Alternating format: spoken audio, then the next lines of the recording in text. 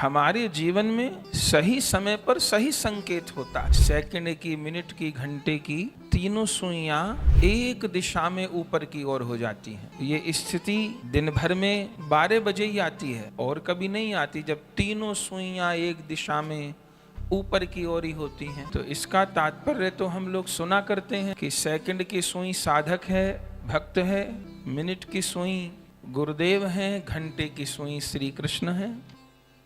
लीला को दर्शन करने की बहुत दृष्टि है। यदि इस दृष्टि से श्री कृष्ण के प्राकट्य को देखेंगे तो एक नई कथा ही हो जाएगी। 12 बजे की दृष्टि में देखिए तो 12 तब बजते हैं जब तीनों सुइयां, सेकंड की, मिनट की, घंटे की तीनों सुइयां एक दिशा में ऊपर की ओर हो जाती हैं। ये स्थिति दिन भर में 12 बजे ही आती है और कभी नहीं आती जब तीनों सुइयां एक दिशा में ऊपर की ओर ही होती हैं।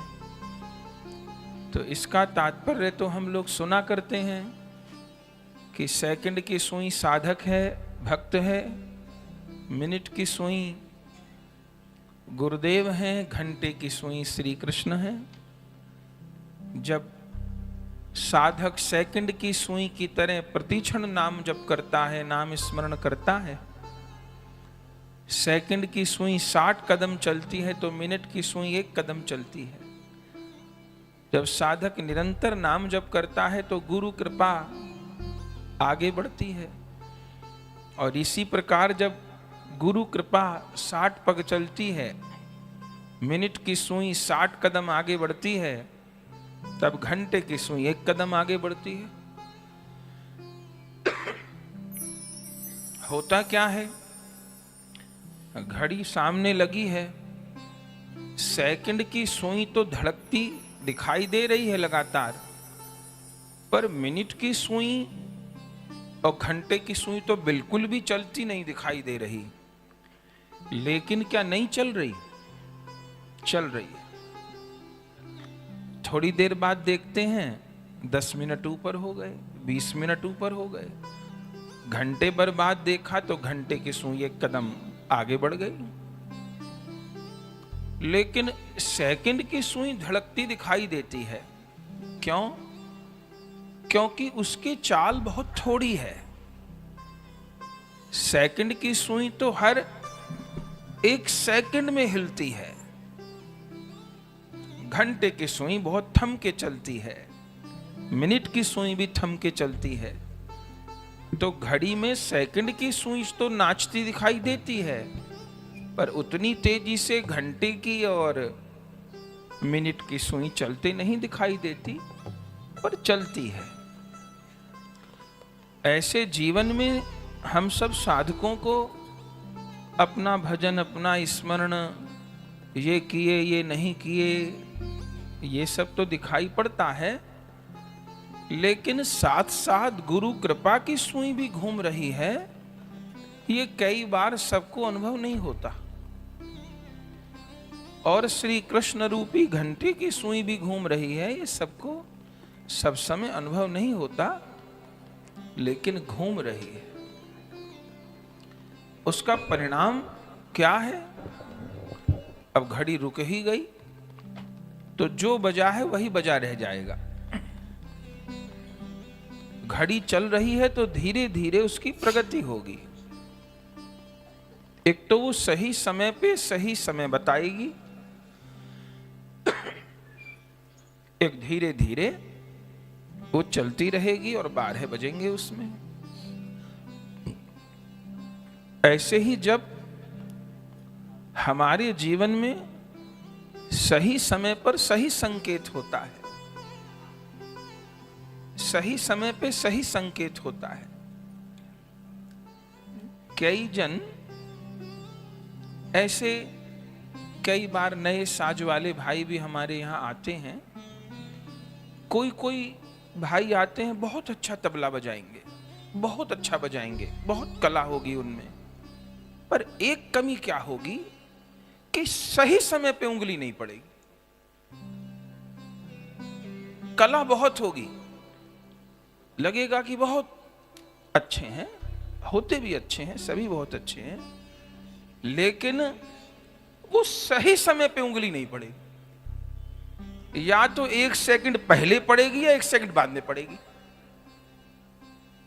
इतने में रस भंग हो जाएगा। हमारे जो 7 भाई रहते हैं उनकी बड़ाई ये है कि सही समय पर हाथ गिरेगा। आधी सेकंड पहले तो गलत, आधी सेकंड बाद तो गलत। तो सही समय पे सही संकेत। तो जब घड़ी रुक जाती है तो सही समय पे सही समय नहीं दिखाई देता, फिर सभी कुछ गड़बड़ होता चला जाता है। और होता कब है ये? आप किसी घड़ी के दुकानदार से पूछिएगा, पहले सेकंड की सुई रुकती है हमेशा। किसी घड़ी बनाने वाले से या दुकानदार से पूछिएगा, पहले जो वीक होती है वो सेकंड की सुई ढीली पड़ती है। माने उसको एक चक्कर में 60 बार चलना था तो वो 50 बार चलती है, 40 बार चलती है। फिर उसका प्रभाव मिनट वाली सुई पे पड़ता है, फिर उसका प्रभाव घंटे वाली सुई पे पड़ता है। आप कहेंगे महाराज घड़ी की कथा ले बैठे, केवल बात समझने के लिए है। तो जब भी अभाव आता है वो साधक में ही आता है अभाव, गुरु में अभाव कभी नहीं होता, गोविंद में अभाव कभी नहीं होता। जब अभाव होता है साधक में ही होता है, और साधक को अपने अभाव की परछाई गुरु और गोविंद में दिखने लग जाती। सेकंड की सुई कमजोर चलने लगती है, उसको 1 मिनट में 60 बार चलना था, वो 50 बार, फिर 45 बार, फिर 40 बार, फिर 30 बार, फिर बंद। यदि सेकंड की सुई दुरुस्त चलती रहती तो मिनट और घंटे की भी चलती रहती, चूंकि सबका कोऑर्डिनेशन है आपस में। अब आप कहेंगे कि सेकंड की सुई धीमी क्यों चलने लगी? उसका उत्तर यह है कि सेल कमजोर पड़ गया। बोले सेल कमजोर क्यों पड़ गया? बोले इस भक्ति मार्ग का सेल है, बैटरी है सत्संग। इस भक्ति मार्ग की बैटरी है, सेल है, चार्जिंग है सत्संग। इसलिए सारी भक्ति बाद में, प्रथम भगति संतन कर संगा, दूसर रति मम कथा प्रसंगा। सारी बात बाद में। ये बताइए सत्संग में प्रीति है कि नहीं है?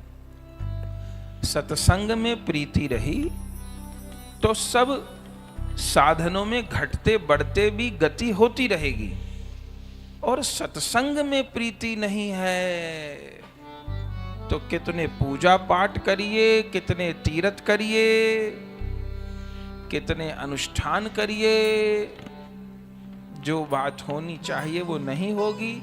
ऐसे हजारों साधकों को हम जानते हैं जो हमसे पूछते हैं कि हम ऐसा करते हैं, तो हमारा एक ही प्रश्न सुनते ही हमको पता चल जाता है कि कमी कहाँ है। तो उनसे पूछेंगे सत्संग सुनते हैं? तो कहेगा हाँ जी सुनते तो हैं। फिर हम उनसे पूछते हैं कि पिछली कथा कहाँ हुई थी? वो मैं पिछली वाली नहीं सुन पाया महाराज जी। अच्छा, तो उसके पहले कहाँ हुई थी? वो मैंने, तो आपने क्या सुना था? वो मैंने शॉर्ट सुना था। ले शॉर्ट सुने से सत्संग होएगा? शॉर्ट सुने से तो जो आकर्षित नहीं है उसके लिए शॉर्ट है कि वो 2 मिनट का शॉर्ट सुन के सत्संग से लगे। अब वैष्णव ही शॉर्ट सुनने लग जाएं केवल। भाई आपके लिए तो 3 घंटे की कथा है, आप शॉर्ट क्यों सुनते हैं? शॉर्ट भी सुन लीजिए। तो तुरंत उसका प्रश्न सुनते ही हमको पता चल जाता है कि वो सत्संग नहीं सुन रहा।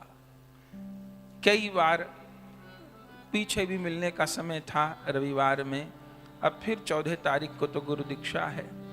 तो साधक प्रश्न करता है, प्रश्न ही बता देगा। हम उसके प्रश्न को सुन के कहते हैं कि इस प्रश्न का तो बहुत बार उत्तर कथा में दे चुके, इसका मतलब आपने कथा नहीं सुनी। अब मिलने का समय घंटे भर है तो कितनी बातों का कितना विस्तार से जवाब दे सकते हैं।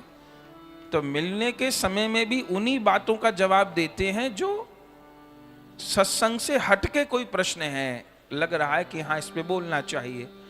कोई वही बात पूछने लग जाए जो सत्संग में बताते हैं तो उसको ये कहते फला दिन की कथा सुनो, उत्तर नहीं देते उसको।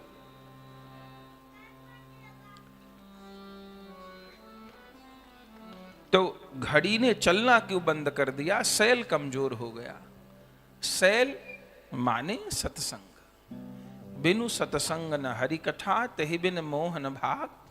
मोह गए बिन राम पद, हो ही न दृढ़ अनुराग। तो साधक में अभाव होता है, वो अभाव ही फिर गुरु गोविंद में दिखाई देता है। और वो अभाव फिर ये जो साधना वाली घड़ी है, घड़ी से अर्थ माने तात्पर्य, घड़ी में ही नाटक ये माने यात्रा। वो यात्रा रुक जाएगी और उस यात्रा रुकने का परिणाम क्या होगा कि जीवन में 12 नहीं बजेंगे। माने ऐसा क्षण नहीं आएगा जब सेकंड की, मिनट की और घंटे की सुई एक जगह एक दिशा में ऊपर को आ जाएं। और जब तक ऐसा नहीं होगा तब तक श्री राम का अथवा श्री कृष्ण का प्राकट्य नहीं होगा। ये जो चौथापन है जिसका भी निवेदन किए, वो चौथापन ऐसा नहीं कि जशोदा जी के कोई हाथ पांव काम करने बंद कर गए, वो तो खूब नाचती भी हैं, हम लोग सुनेंगे, और लाला के पीछे दौड़ती भी हैं। लेकिन चौथा अवस्था माने जीवन में परिपक्वता, माने जीवन में लक्ष्य स्थिर हो गया। अब मुझे संसार के पीछे नहीं भागना, अब मुझे जगत के पीछे नहीं भागना, अब मुझे जगतपति के पीछे भागना है। ये कथा मेरा शौक नहीं है, ये कथा आयोजन नहीं है, ये कथा हमारा जीवन है, ये हमारी साधना है। ऐसा नहीं कि हम लोग 9 जनवरी से 15 जनवरी ही कथा सुन रहे हैं, उसके बाद भी तो सुननी है। ये कथा हमारा जीवन है। जैसे नाश्ता, दोपहर का भोजन, सोना, घूमना फिरना आदि आदि, ये कथा जीवन है। और जब तक ये कथा हमारी दिनचर्या में नहीं आई, ये सत्संग श्रवण हमारे दैनिक जीवन में नहीं आया, तब तक 12 नहीं बजते, तीनों सुई एक ठिकाने पे नहीं आती, श्री कृष्ण प्रकट नहीं होते।